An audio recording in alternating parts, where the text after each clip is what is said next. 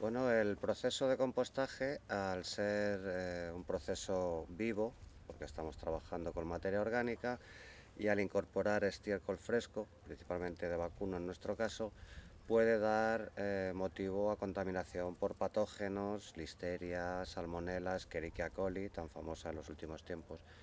Para garantizar que todo esto no es detectable dentro de nuestro compost, lo que tenemos que hacer es conseguir un aumento de la temperatura, sobre todo en las primeras 4 semanas, que es lo que se denomina la etapa termófila, con una temperatura suficiente, entre 60 y 70 grados, que nos garantice esa desinfección del montón. A partir de 60 grados esas bacterias patógenas se eliminan, desaparecen, no pueden sobrevivir en esa temperatura. En cambio, las bacterias nitrificantes, que son las que nos interesa verdaderamente aportar en nuestro suelo a la larga, esas sí aparecen a partir de los 55 grados, pero también desaparecen a partir de los 70.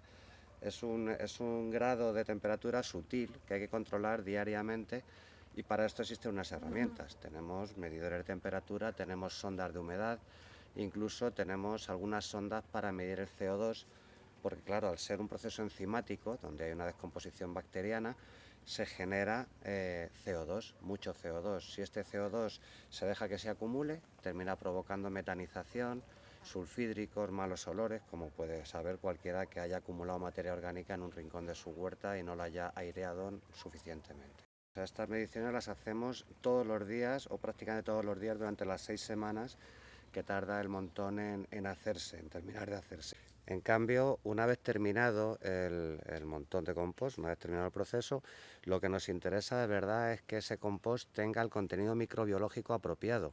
O sea, que no tenga patógenos, pero que sí tenga las bacterias necesarias para poder hacer lo que un agricultor necesita, que es fertilizar, prevenir plagas, manejar la sanidad vegetal de sus cultivos sin necesidad de recurrir a agricultura química o a insumos externos que le cuestan un dinero.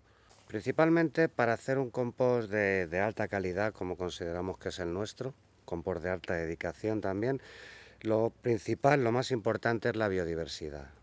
El poder incorporar muchos elementos distintos, mucha materia orgánica distinta, que nos aporta diferentes elementos. Hay que tener en cuenta que el compost tiene que tener una proporción de carbono-nitrógeno de 30 partes de carbono por una de nitrógeno. Esto te exige elegir bien las plantas que picas y que aplicas ahí también, pero también te exige el incorporar unos microorganismos que en nuestro caso los recogemos directamente en el monte, en los diferentes ecosistemas de aquí de la isla.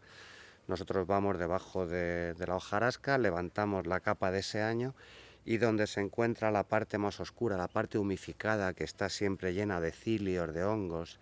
Esa es la parte, porque ahí es donde están los microorganismos descomponedores de cada ecosistema, esa es la parte que recogemos con cuidado de no deteriorar debajo del árbol, sino una parte no hace falta mucho, y eso es lo que incorporamos en el montón para generar una gran biodiversidad de microorganismos benefactores, que son los que hacen que se descomponga bien y que luego tengas una gama grande de auxiliares en ese compost a la hora de aplicarlo en tu huerta o en tus cultivos.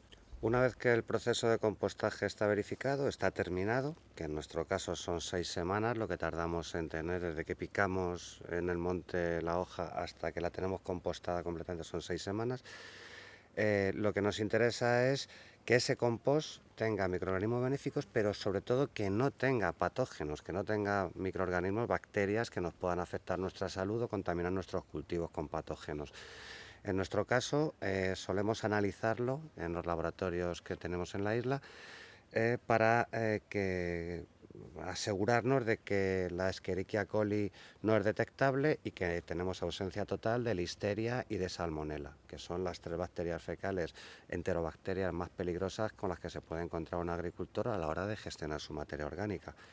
Además, hay que tener en cuenta que este proceso de compostaje, nuestra principal forma de uso, nuestra principal recomendación es aplicarlo de forma foliar, en extracto acuoso y de forma foliar. Eso quiere decir que el agricultor lo respira. Y eso es muy importante, porque si estás respirando salmonela no hay que decir cuál es el riesgo que estás corriendo. No podemos pasar al orgánico con los mismos riesgos que teníamos en la agroquímica.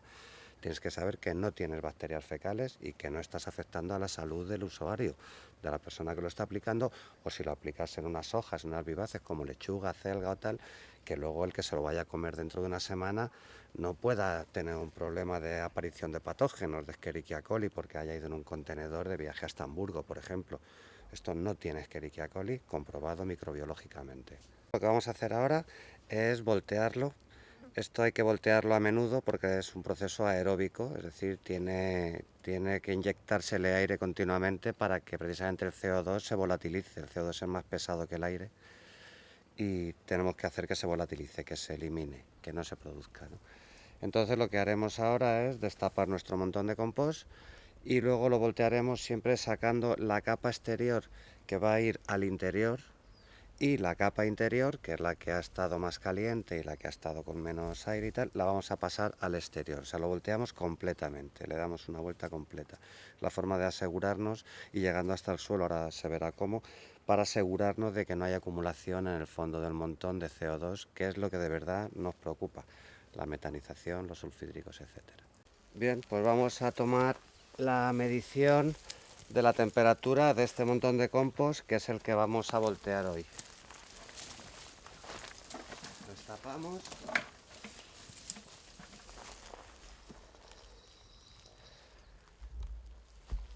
Tiene que estar entre los 40 y 50 grados en esta semana. En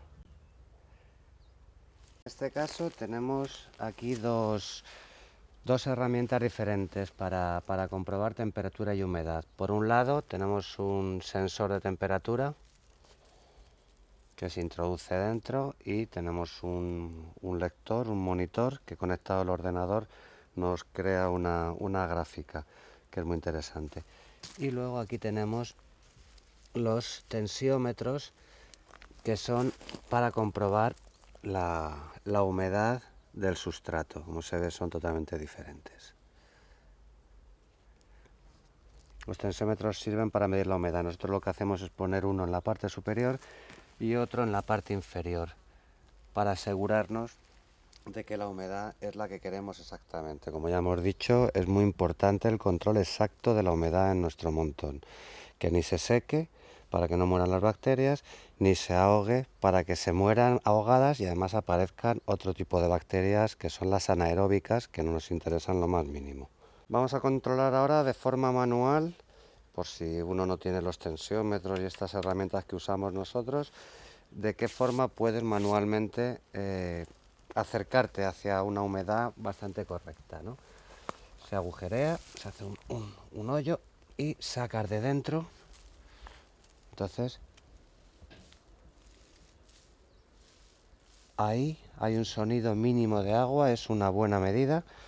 Y luego, sobre todo, la mano no queda llena de barro, sino que queda con franjas blancas, franjas secas. Eso es lo que nos indica que la humedad de nuestro montón está muy cerca de ser la correcta. Ahora vamos a humedecerlo por encima, porque ya hemos visto que la humedad interior es más o menos la correcta y está el proceso ya está prácticamente terminado, ya la humedad es poca la que necesita. Entonces le hacemos una mojada por encima para que esta parte exterior, esta capa, cuando entre no nos quite la humedad de dentro. Y simplemente no hay que echar agua en exceso. Si se echa demasiada agua, se ahogan los microorganismos. El agua no nos permite la respiración de nuestras bacterias. Un exceso de agua. Bien, nosotros ahora vamos a ir sacando la capa exterior, poniéndola aquí y luego cubriéndola con la capa interior. Y para que el control sea mayor y más efectivo, lo que hacemos normalmente es trabajar por franjas. Es decir, ahora trabajaremos esta parte, luego otra franja aquí, otra franja allí, siempre garantizándonos que llegamos al fondo, que en el fondo no se nos queda acumulado ningún tipo de CO2.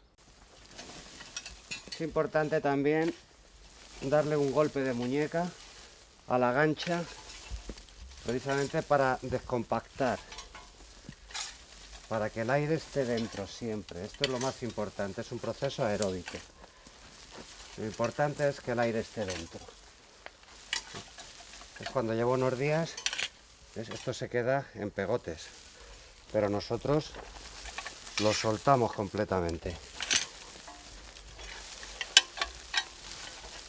Y es importante saber que esto hace 4 semanas eran ramas. Esto estaba en el monte de la Breña. Esto es falla, brezo, lechuga, restos de la casa, estiércol.